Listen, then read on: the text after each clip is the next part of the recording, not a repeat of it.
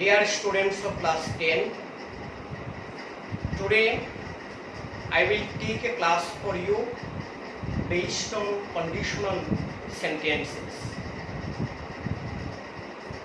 You know, conditional sentences are of three kinds.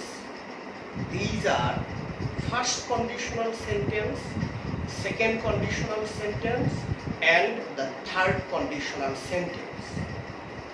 So I will show you how the structural patterns of these conditional sentences are formed.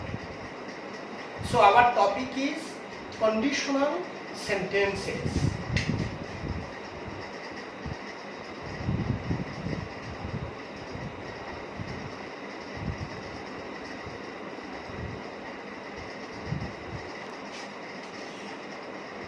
Okay, the topic is conditional sentences. I have said conditional sentences are of three kinds. So at first, I will discuss about first conditional sentence.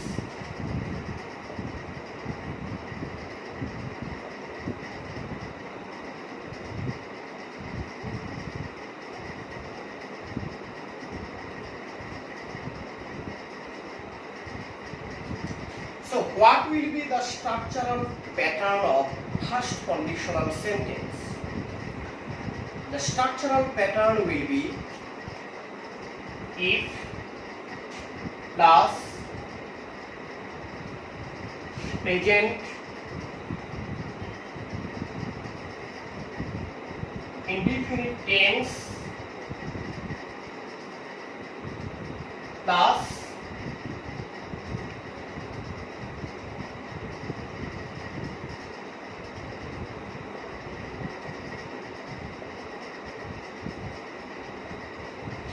future indefinite tense. This is the structural pattern of first conditional sentence. If plus present indefinite tense plus future indefinite tense.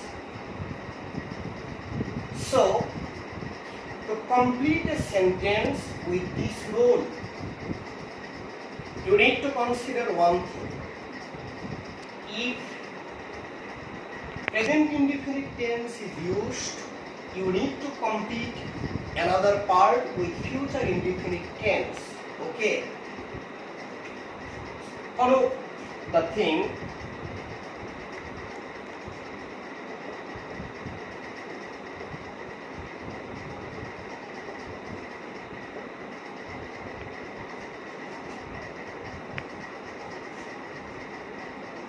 If you study well, after if present indefinite tense is used. So after comma, you will need to use future indefinite tense.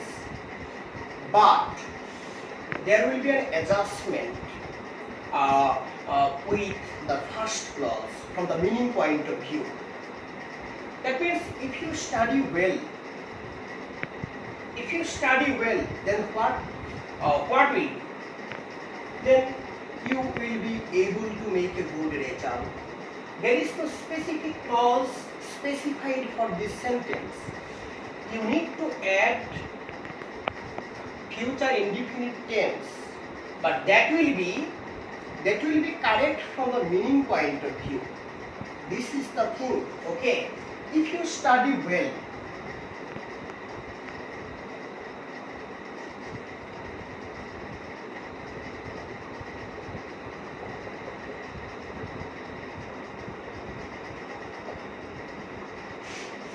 you can also write another clause that will be correct from the meaning point of view.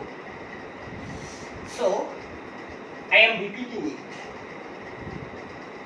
The topic is conditional sentences. Conditional sentences are of three kinds. The first one is first conditional sentence. So, the structural form of first conditional sentence is if plus present indefinite tense plus future indefinite tense. Here an example is given. If you study well, after if The clause is of present indefinite tense. So the structural pattern says that the second clause will be future indefinite tense, but there will be a relationship between the first clause and the second clause. Okay.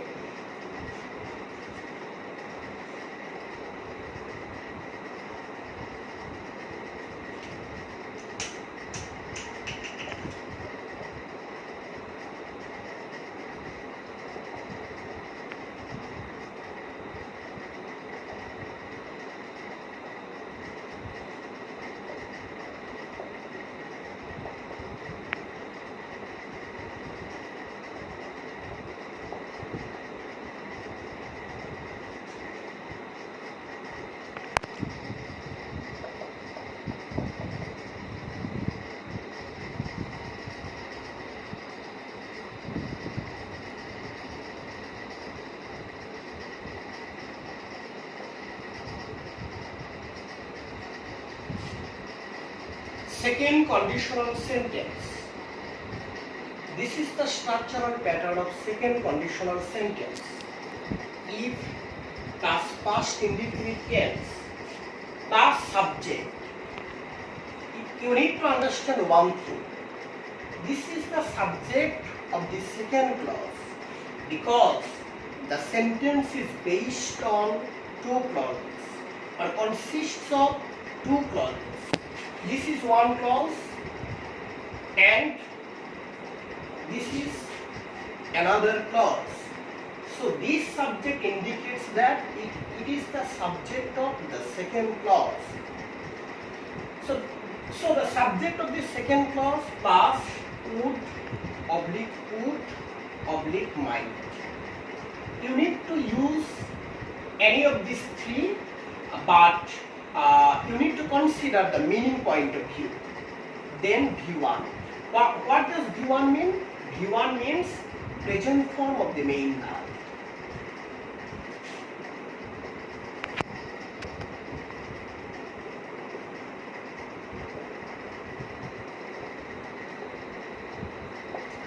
Look at this. If we played well,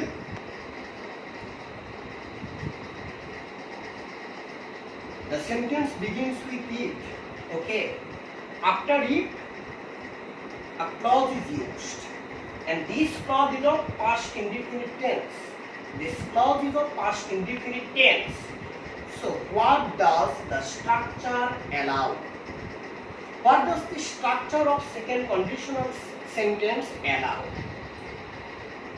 If plus past indefinite tense plus subject of the second clause plus would might plus V1.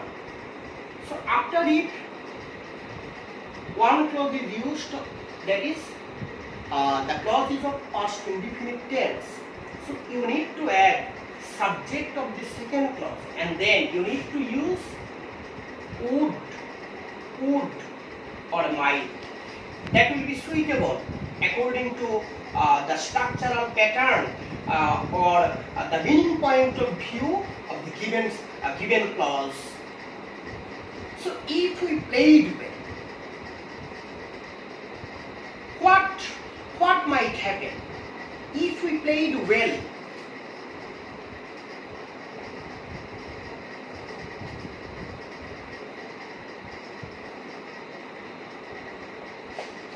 if we played well, we would win the match. That means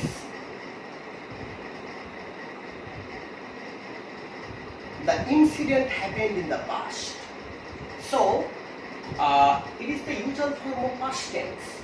So if we played well, that means there was the possibility of winning the match.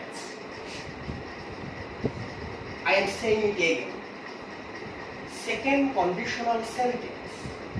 The structural form of second conditional sentence is if plus past indefinite tense plus subject. I have already said this subject means subject of the second clause plus would might plus V1. So here an example is given. If we played well, after if past indefinite tense. We played well. This is the clause based on past indefinite tense. So after comma, you need to use subject. Here the subject is we. Okay. Then would, might. Here would will be the best choice. Then V1. What is the V1? Win.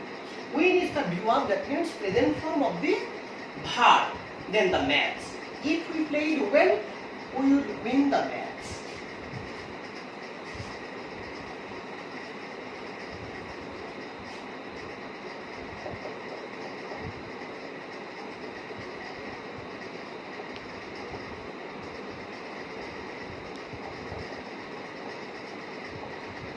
Then number 3 is third conditional sentence.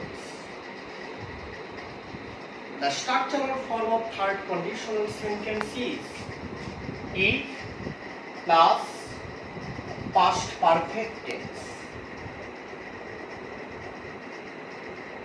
plus subject plus would have,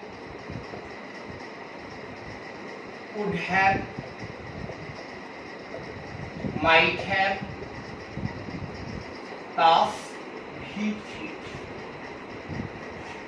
If plus past perfect tense plus subject. This is the subject of the second clause. You need to understand it. The subject of the second clause plus would have plus might have plus V3. Example.